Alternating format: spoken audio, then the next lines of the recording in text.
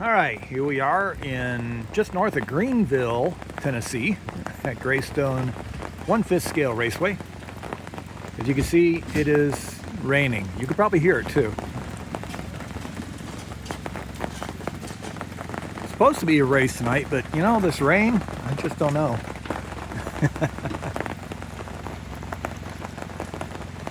But for those that don't know, I'm going to go over some of the 5th scale stuff, which I haven't done on my channel yet, and I kind of figured to show you guys what's going on. All right, so the cars and the chassis are based on the HPI Baja 5B. It's a 1/5 scale, at least I call it a 1/5 scale, buggy chassis. We're using stock tires. These things weigh about 32 pounds. This one's of course been modified for a late model with some mounts on the back of it. The guy who set the car up did some stuff with the oils and things, which I don't know. And of course the front bumper was added there for the body. There's the late model body. Got a battery box which was added to the chassis.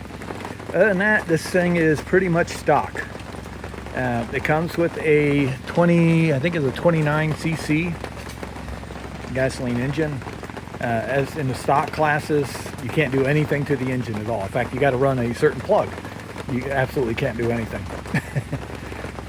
Pro stocks, they let you do a little bit more, and then when you get to the open motor classes, it's pretty much cc limited to 30.5 cc's, and anything goes on the engine. Some of the higher end classes, they'll have a lot of aluminum, like a lot of the suspension arms will be replaced with aluminum. The hubs in the back will be replaced with aluminum. They can change gears. I'm gear limited to the class that I'm in. It's pretty fun, and these cars they've been around for decades. Not much has changed on them, so it's pretty easy actually to get in. Now, I bought a ready to race car without tires for about $2,600 from a guy who is one of the big names in the hobby.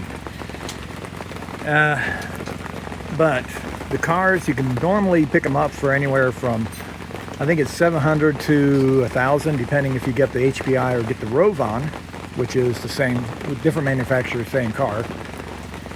And then, of course, you can do all the mods to either make it a late model, make it into a sprint car, and they got what they call the modifieds, which is like, for the 10 scale guys, you're familiar with the mud bosses. That's what the modifieds are.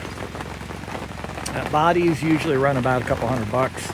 They're really tough built. Unlike a 10 scale body, which you might last a couple years, these things are expected to last years. Yeah, so I've had a blast racing these cars. I do quarter scale, and you've probably seen some of those on my YouTube channel. I actually have more fun with this 5th scale dirt oval car than I do with my quarter scales. Quarter scales are frustrating, but this car, it's just so much fun. I've hardly had to touch it. I think I did a small adjustment on the spring and a camber change last night to get this car to rotate from its base setup. Once you get these things set up, they are almost spot on, just minor changes needed from track to track to track. So that's the 1/5 scale dirt oval racing. And if you know where there's a 5th scale track, and there's a bunch of them in south and southeast. There's one up in Nebraska, I believe, and there's a few scattered around the U.S. If you ever get a chance, go out and go see the race. You'll probably love it. You can get into this hobby for not much more than a 10 scale, a specialized 10 scale car, like some of the custom works late models. Those cars, you can run you up to $1,000 to $1,500. This thing, you can really get into it for less than $2,500, which is still far, far cheaper than a quarter scale asphalt racer. So, hope to see you guys out at the race sometime.